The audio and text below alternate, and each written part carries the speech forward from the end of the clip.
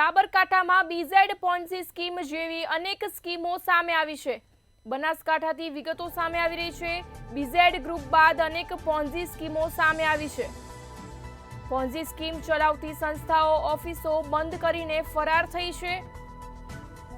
Unique mercantile નામની કંપનીમાં અનેક લોકોના રોકાણ જોવા મળી રહ્યા છે।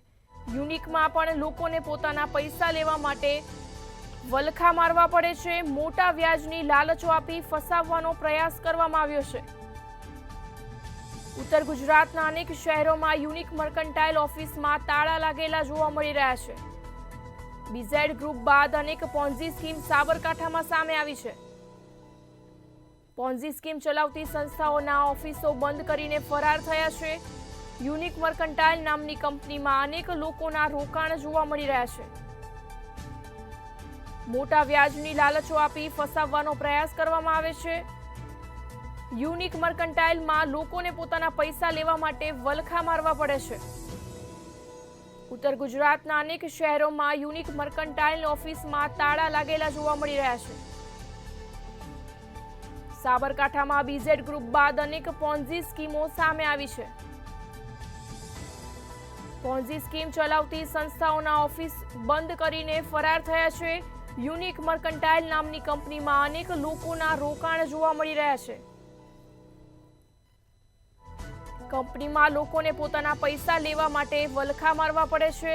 મોટા વ્યાજની લાલચો આપી ફસાવવાનો પ્રયાસ કરવામાં આવ્યો હતો।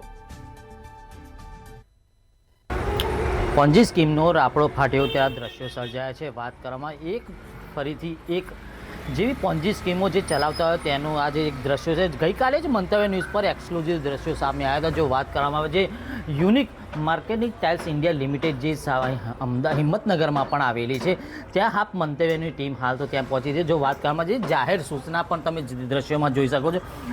જે કોઈ પણ બ્રાન્ચની જે સાઇઝ છે અમદાવાદની બ્રાન્ચ કે જેનું સરનામું પણ અહીંયા આપેલું છે। હાલ તો તમે મંતવ્યની ટીમ જે અહીંયા મોતીપુરા જે ઓફિસ આવેલી છે ત્યાં પહોંચી હતી ત્યારે જોઈએ કે હવે લોકોના જે પૈસા છે ક્યારે મળશે અને પોન્ઝી સ્કીમોમાં જે ફસાયેલા છે જે વધુ લાલચ વ્યાજ આપેલા અને વ્યાજનું વધુ લોભાવની લાલચોમાં ફસાય છે। હવે સીઆઈડી તેને પર કશે હોય તેવું પણ લાગી રહ્યું છે। હવે જોવાનું એ રહ્યું કે સીઆઈડી દ્વારા આની પણ કેટલી તપાસ કરશે ને લોકોના પૈસા ક્યારે મળશે તપાસનો વિષય છે। દીપકસિંહ રાઠોડ, મંતવ્ય ન્યૂઝ, સાબરકાંઠા।